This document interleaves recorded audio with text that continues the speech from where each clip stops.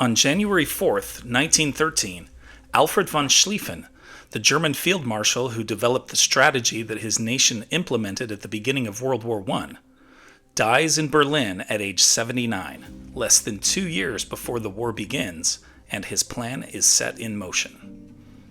In the lead up to World War I, Europe has a system of alliances, and a future war for Germany on two fronts against France and Russia seems certain. In 1905, von Schlieffen develops a plan to avoid a two-front war. The so-called Schlieffen Plan is essentially this: hit France first with everything you've got.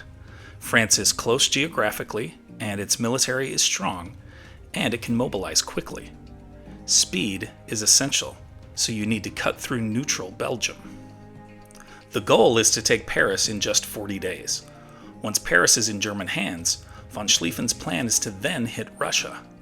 Because the distances are greater and because Russia is less prepared to begin effectively fighting right away, Schlieffen believes you can leave your eastern border exposed during those 40 days you need to knock out France.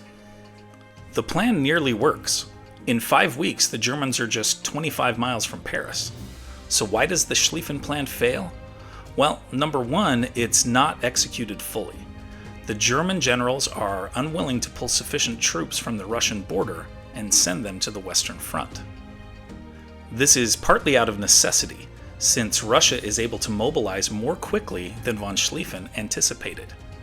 Another reason the Schlieffen Plan fails is that maintaining sufficient supply lines is impossible. This slows the Germans down in their push west.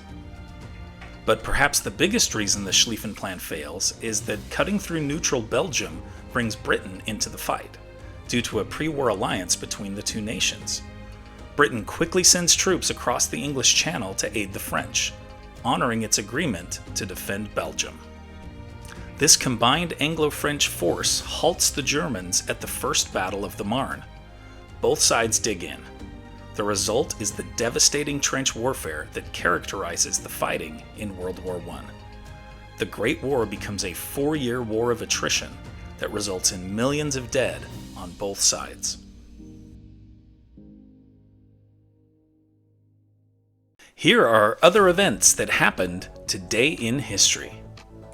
In 1847, Samuel Colt wins a contract to provide 1,000 of his .44 caliber revolvers to the U.S. government.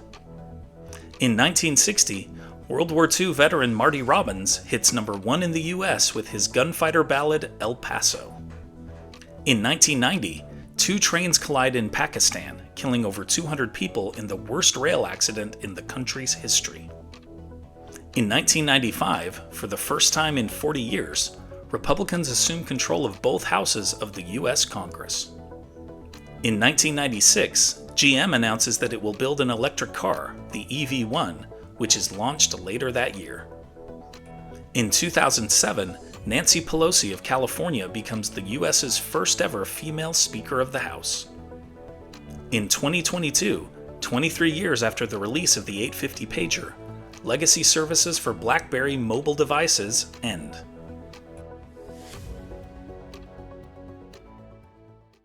And now, it's time for our Today in History quiz. During the 17th century, approximately how many divorces occurred per year in the North American colonies of Massachusetts and Connecticut? 0, 1, 10, or 100? Think you know the answer? Drop your guesses in the comments below. Find out if you're right tomorrow on Today in History.